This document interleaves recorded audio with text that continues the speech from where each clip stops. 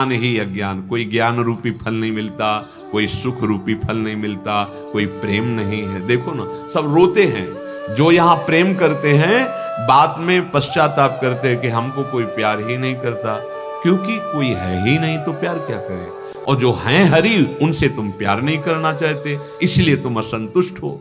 श्री भगवान कह रहे हैं, भोग ऐश्वर्य प्रशक्ता नाम तया प्रहृत चेतसाम व्यवसायात्मिका बुद्धि समाधौ न विधीयते। हे अर्जुन, ये जो दिखाऊ बातें कही जाती हैं, ऐसा कर लो ये हो जाएगा, ऐसा कर लो ये हो जाएगा, तुम ऐसा कर लो परम सुखी हो जाओगे, इनसे कुछ नहीं, आज तक कोई सुखी नहीं हुआ। देखो, आप हमारी प्रार्थना मान लेना, आप ग्रहों से परेशान मत होइए, आप डरिए मत। ये भगवत पार्षद है, जैसे शनि है, राहु है, बृहस्पति है, शुक्र है, मंगल है, बुध है, ये जो ग्रह हैं ये तभी पीड़ा पहुंचाते हैं जब आप भगवान से विमुख होते हैं। अगर भगवान के सन्मुख हो और ये सब विपरीत जगह बैठे हो तो भी आपको सुख पहुंचाएंगे, पक्का ये बात समझ लो। जो पे कृष्ण चरण मन अर्पित तो करी है का नवग्रह रंग, ये भगवत पार्षद है। जब जीव भगवान से विमुख होता है तब संपूर्ण जितनी भी दैवी शक्तियां हैं उसको कष्ट पहुंचाती है, अंतर और बाहर से। और जब भगवान के सन्मुख होता है तो सब अनुकूल हो जाते हैं। जा पर कृपा राम की हुई, ता पर कृपा करे सब कोई। सब ग्रह नक्षत्र ऋषि मुनि देवता सब अनुकूल हो जाते हैं। अगर आप भगवत भजन नहीं करेंगे, भगवत आश्रित नहीं रहेंगे, तो ये सब बाहरी से कुछ नहीं होने वाला।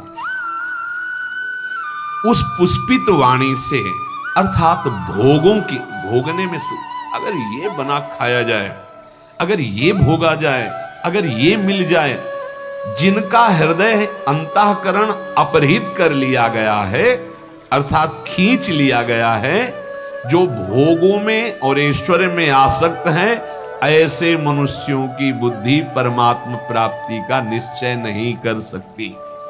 नहीं, कहाँ भगवान है, कौन भगवान है, नहीं। तो तू कहाँ है, जान पाया क्या? बोले भगवान दिखाई नहीं देते, हम कैसे भगवान को भजते? तूने अपने को देखा है? बोले हाँ मैं हूं। नहीं, ये तो तेरा शरीर है। तूने देखा है, फिर भी तू अपने को प्यार करता है? नहीं देखा है, फिर भी प्यार करता है। ऐसे ही तू अंश है जिनका, वो हैं पर दिखाई नहीं दे रहे। तो गुरुजनों की बात मान लो, पुकारो राधा राधा राधा, उनका नाम जप करो, आश्रय ले लो, वो दिखाई देने लगेंगे, वो अनुभव में आ जाएंगे।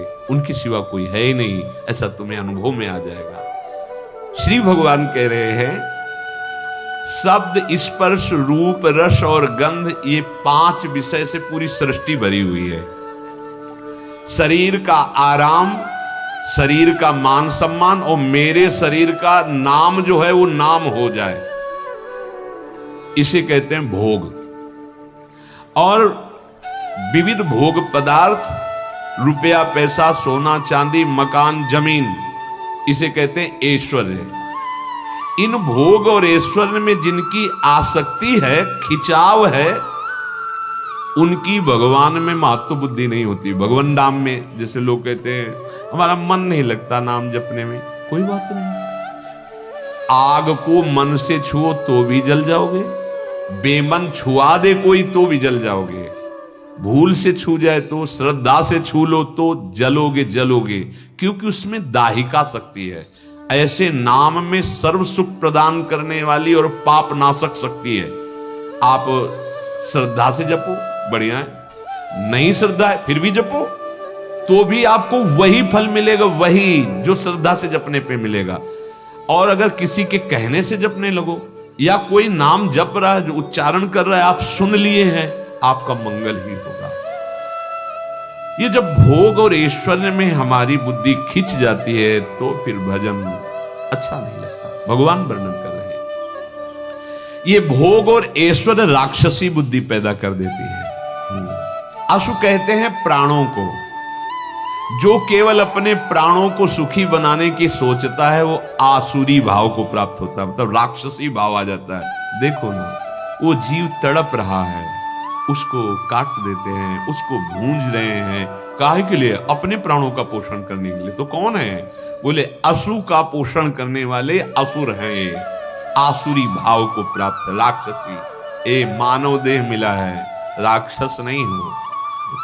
राक्षस किसे कहते हैं? जो आसु, आसु माने प्राण, जो केवल अपने प्राण पोषण के लिए दूसरों को कष्ट देते, उन्हें अब उनको पता नहीं, धन के लिए वो ऐसे खींचते, जैसे देखो वो गिरे मर जाए, चाहे कोई भी अंग भंग हो जाए। इतनी निर्दयता कैसे आ गई? बोले वो राक्षस है, मनुष्य नहीं है, उसके स्वभाव में राक्षस बैठ गया, राक्षसी भाव बैठ गया है। तो जो केवल अपने प्राण पोषण में लगे हुए हैं, ऐसे आसुरी भाव वालों के हृदय में बस भोग भोगने की इच्छा रहती है। कोई भगवत प्राप्ति, कोई भजन, कोई सच्चिदानंद मार्ग नहीं। असली ध्येय जो मनुष्य का है, भजन, भगवत प्राप्ति, वो नहीं, उनके हृदय में नहीं। जिससे गोस्वामी जी ने कहा, पापवंत कर सहज स्वभावु, भजन मूर्ति भावन काऊ, जो पे दुष्ट हृदय सोई हुई, मोरे सन्मुख आओ की सोई। ये जो हम भोग भोग चुके हैं, ये हमारे अंदर बैठ गया संस्कार, जिसको कहते तृष्णा। अब वो याद आती है, ऐसे मन पे फेंकता है सामने, ऐसे से बड़ा सुख मिलेगा। अब वो तृष्णा सापिनी की तरह लहर ले रही। अब वो जो भगवत मार्ग में चलना चाहता है उसको भी, और जो संसार में उसको तृष्णा बख्शती किसी को नहीं, भगवत मार्ग वाला सहता है नहीं, राधा राधा राधा। वो सह नहीं पाता क्योंकि भजन नहीं है, तो वो जैसे एक होती है, भोगे हुए भोग को पुनः भोगने की इच्छा, तृष्णा।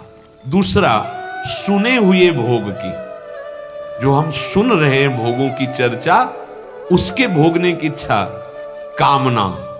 ये कामना, वासना, तृष्णा ऐसे मलिन कर देती है हृदय को कि भजन की बात ही नहीं सुहाती। अगर कोई लिवा भी लाए कि चलो बढ़िया सत्संग हो रहा, बैठ के सुनते नाम कीर्तन, उसके हृदय में जलन होने लगेगी। जहां आएगा बैठेगा, या सो जाएगा या दोष दर्शन करेगा। कौन सी बात है जिससे हमारे अंदर निंदा करने का भाव पुष्ट हो जाए? कौन सी बात मिलेगी? वो कुछ ना कुछ पकड़ेगा। क्या? सत्संग नहीं, निंदा करने का। वो बाहर निकल कर गए, क्या देखा तुमने वहां ऐसा ऐसा ऐसा। वो सत वस्तु को नहीं पकड़ सकता क्योंकि हृदय उसका मलिन है। तयापहृत चेतसाम, चित्त का अपहरण कर लिया है भोगेश्वर ने, पाप की मलिनता हृदय में है। बड़े भाग्यशाली हैं जिनको सत्संग सुहाने लगा है, अच्छा लगने लगा है। और उनको क्या कहना जिनका नशा बन गया है कि सत्संग के बिना तो हमारी दिनचर्या ही नहीं है। संसारिक विद्याओं, कलाओं में ऐसा अहम जागृत हो जाता है, ओ ये अभिमान जन्य सुख का भोग होता है, तो परमात्मा प्राप्ति की बात ही उसके हृदय में नहीं आती। वो माया भी बड़ी बलवती है, ये कितने दिन टिकेगा, शरीर भी जाएगा। भगवान का भजन होता है भगवत धाम जाने के लिए, भगवत प्राप्ति के लिए।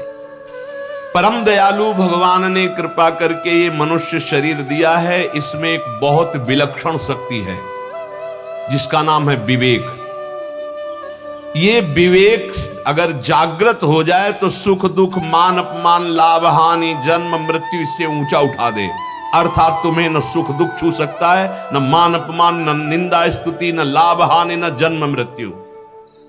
ये आप में बुद्धि तो बहुत है, विवेक नहीं है। और ये विवेक बाजार में नहीं मिलता। बिनु सत्संग विवेक न हो, एक ही उपाय है, संत संग। भगवत प्रेमी, भगवत तत्व का बोध प्राप्त किए हुए महात्माओं का संग, इससे शुद्ध विवेक जागृत होता है। होए विवेक मोह ब्रह्म भागा। कि घर में रहते हुए भी महात्मा हो जाओगे अगर विवेक जागृत हो जाए। विवेक जागृत हो जाए तो सुख दुख में समान भाव आ जाता है। उसकी इतनी ऊंची स्थिति आ जाती है कि वो सबकी सेवा करता है पर किसी से ममता नहीं रखता। भगवान ऐसे पुरुष को स्वयं अपनी तरफ से दर्शन देते हैं। कितने ऐसे गृहस्थ में हुए जिनको स्वयं भगवान ने दर्शन दिए। क्यों? अपने कर्तव्य पे लगे हुए, कर्तव्य का उन्होंने त्याग नहीं किया और नाम जप कर रहे हैं। तो वो अपनी ऐसी ऊंची स्थिति बना ली कि भगवान उनकी सेवा देख करके रीझ गए, उनकी निष्ठा देखकर रीझ गए, स्वयं दर्शन दिए। ये गृहस्थ धर्म बहुत बड़ा धर्म है, इसे ऐसा मत मानना कि हम गृहस्थ में हैं तो हम ये सब बातें भागवतिक कैसे धारण कर सके। नहीं नहीं, बिल्कुल नहीं। बड़े बड़े परमहंसों का अवतार गृहस्थों में ही होता है। बड़े बड़े साधु महात्मा गृहस्थों के यहाँ पैदा होते हैं। बड़े बड़े संतों को भिक्षा गृहस्थों से ही मिलती है। बड़े बड़े संतों के शरीर में जो वस्त्र आदि हैं ये गृहस्थों से ही आते हैं। गृहस्थ धर्म महान धर्म है, और ऐसे आप सेवा करते हुए और नाम जप कर रहे हैं और धर्म से चल रहे हैं, आपको निश्चित भगवत प्राप्ति होगी। मनुष्य शरीर की सार्थकता है विवेक जागृत हो जाए। विवेक जब जागृत होगा तो नाशवान भोगों के बीच में रहकर, परिवार के बीच में रहकर तुम आसक्त नहीं होगे। तुम में पशु बुद्धि नहीं आएगी, तुम में राक्षसी बुद्धि नहीं आएगी। पशु पक्षी केवल भोग में ही लगे रहते हैं, उनके अंदर कोई विवेक नहीं है कि मुझे भजन करना है या वो कोई नया कर्म कर सके। नहीं, फिर अगर इतना ही आप में हो रहा है तो मनुष्य जन्म की सार्थकता क्या रहे? वही भोग, वही नाना प्रकार के प्रपंच में, तो फिर क्या हुआ? विवेक जागृत नहीं हुआ, भजन नहीं हुआ, तो मनुष्य जीवन की सार्थकता क्या? पशु पक्षी भोग योनि है, उनके लिए कोई कर्तव्य नहीं है। वो प्रारब्धानुसार वैसे ही घटना उनके जीवन में घटती चली जाती है। अच्छा भोग मिला या उनको दंड मिल गया या वो किसी को मार रहे हैं, उनके द्वारा कोई नया कर्म नहीं हो रहा, वो प्रारब्ध से प्रेरित हैं। पर मनुष्य जन्म केवल अपना उद्धार करने के लिए मिला है, अपने कर्तव्य का पालन करने के लिए मिला है। केवल भोग भोगने के लिए नहीं मिला है।